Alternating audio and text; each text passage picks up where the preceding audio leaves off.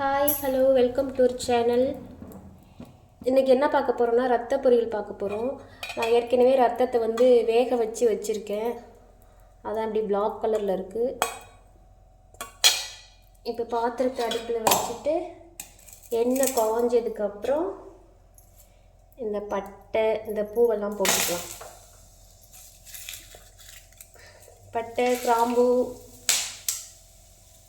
பட்டை இலை எல்லாத்தையும் போட்டுட்டு அதுக்கப்புறம் கட் பண்ணி வச்சிருந்த வெங்காயத்தையும்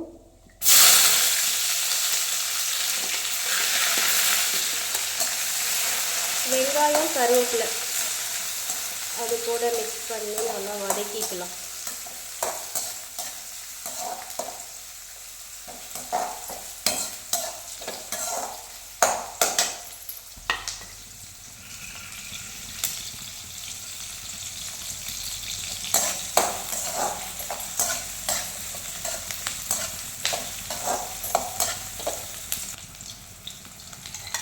அதுக்கப்புறம் அது கூட கீரி வச்ச பச்சை மிளகா கீரி இருக்கணும்னு பார்த்துக்கிறேன். ஓகே, கீரி வச்ச பச்சை மிளகாயை போட்டுக்கலாம்.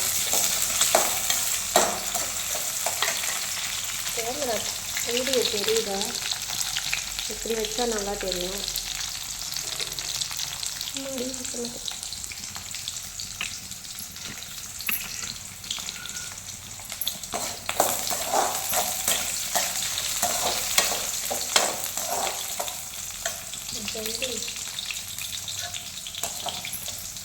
அப்புறம் ஒரே ஒரு தக்காளி பழம்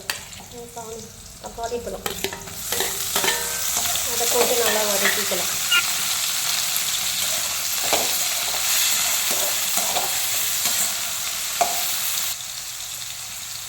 அது கூட தக்காளி பழம் பச்சை மிளகா போட்டு நல்லா வதக்கிக்கலாம்.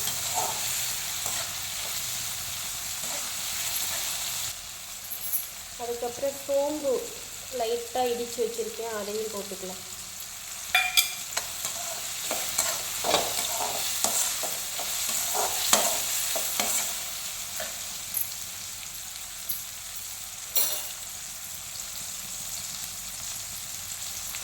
ஒரு ஸ்பூன் இஞ்சி பூண்டு பேஸ்ட்டு, ஒரு ஸ்பூன் 1.5 ஸ்பூன் போட்டுக்கலாம். அதையும் போட்டு நல்லா வதக்கிக்கலாம்.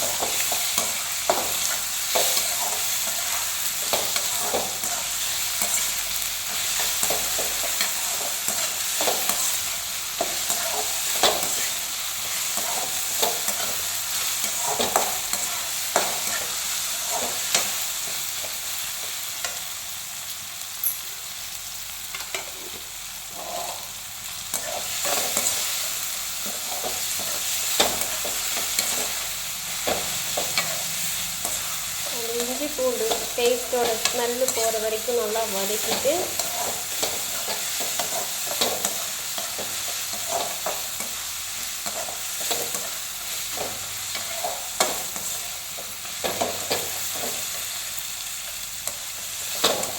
அதுக்கப்புறம் நாங்கள் ரத்தத்தோட முட்டை போட்டும் போடுவோம்.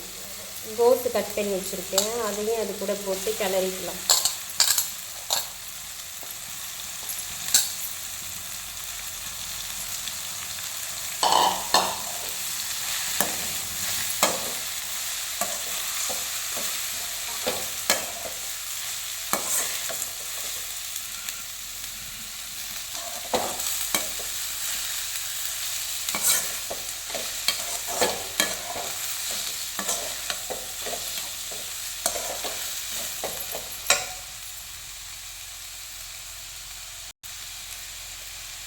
இது கூட கொஞ்சமாக மஞ்சள்தூள் போட்டுக்கலாம்.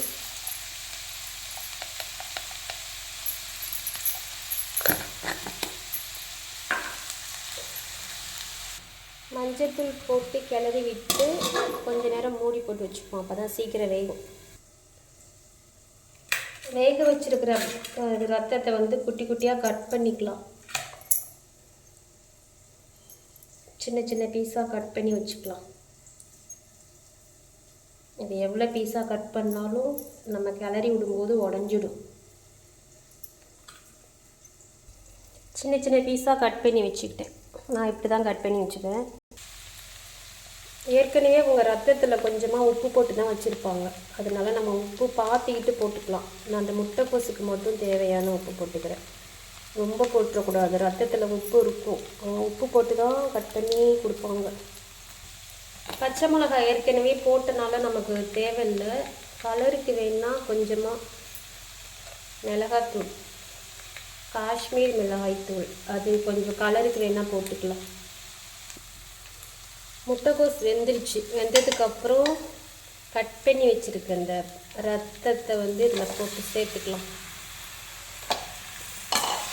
சேர்த்து ஒரு 10 நிமிஷம் நல்லா வெந்துருச்சு. அந்த இது போகிற வரைக்கும் 10 நிமிஷம் கழித்து ஓப்பன் பண்ணி பார்ப்போம். இது கூட கொஞ்சோண்டு கொத்தமல்லி போட்டுட்டு அவ்வளோதான், இறக்கிடலாம். இதுதான் ரத்த பொரியல். எனக்கு தெரிஞ்சது, எனக்கு எப்படி செய்ய தெரியுமோ அந்த மாதிரி செஞ்சுருக்கேன். ரத்த பொரியல் ரெடி ஆயிடுச்சு. பிடிச்சிருந்துச்சுன்னா லைக் பண்ணுங்கள். பாய்.